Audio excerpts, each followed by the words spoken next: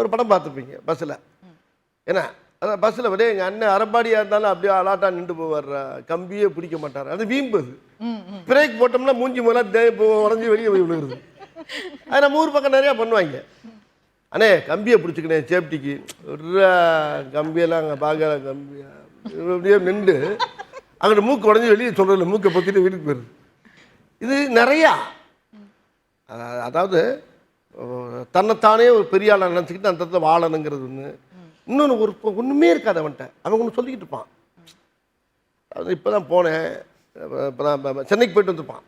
இந்த இப்போ தான் பார்த்தேன், ரொம்ப நேரம் பேசிட்டாரு, அரை மணி நேரமாக பேசிட்டு விட மாட்டேன்ட்டார். இன்னைக்கு நானே தெரியல, அரை மணி நேரம் அவரை பேசிட்டே இருந்தாரா, விடலையா அவனை.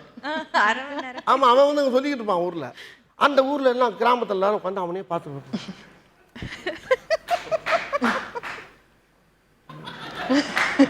அரை மணி நேரமானே. ஆமாடா பேசிக்கிட்டே இருக்க விட மாட்டேங்கிறாரு, போம்டா அவருக்கு இங்கேயே இருந்துட்டு போடாங்கிறாரு. நானும் எவ்வளோ சொல்லி பார்க்குறேன் தலைவரே, போயிட்டு வரேன் தலைவரே, எங்கேயே கேட்க மாட்டேங்கிறாரு. அதை ஒரு அதிசயமாக பக்கத்தில் ஒரு 10 பேர் உட்காந்து டீ கடையில் டீயை குடிச்சிட்டு பார்த்துக்கிட்டே நிற்பான். பெரிய ஆள்றான். அப்போ அந்த ஊரே கவர் பண்ணிக்கிறோம் அவன். ஒரு கவுன்சிலர் எலெக்ஷனுக்கோ எந்த கட்சியாக இருந்தாலும், இப்போ நான் போய் இந்த கட்சி இல்லை எந்த கட்சி, நம்ம கட்சியாக இருந்தாலும் ஒரு எம்ஜிஆரை பார்த்து வந்தேன், இப்போ தான் பேசினேன், விட மாட்டேன்ட்டார், உட்கார வச்சாரு. இப்படி வந்து இங்கே வந்து ஊரை சுற்றிட்டு எங்கேயுமே போகிறதில்ல, உள்ளே விட மாட்டாங்க. இது மாதிரி நடக்கிறது தான் நான் என்ன பண்ணுறது, பிடிச்சி அப்படியே எடுக்கிறது. அது வாழ்க்கையில் நம்ம அனுபவிச்சது கலந்தது இன்னும் எவ்வளவோ இருக்குது, அல்ல வரும்.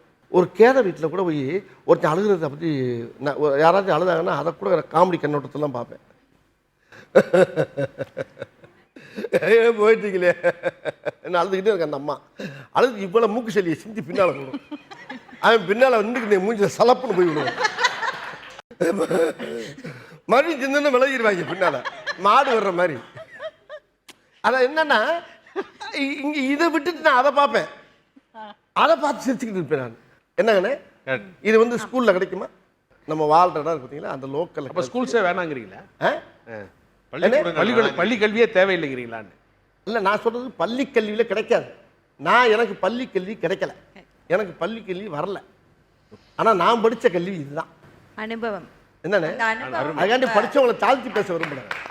என் படிப்பு இங்கே நீங்கள் கேட்டீங்களே, உங்கள் எப்படி இதை பிடிச்சிங்க, உங்களுக்கு இது எப்படி கிடைக்குதுன்னு கேட்டீங்கல்ல, அதுக்கு நான் சொல்லிக்கிட்டு இருக்கேன்.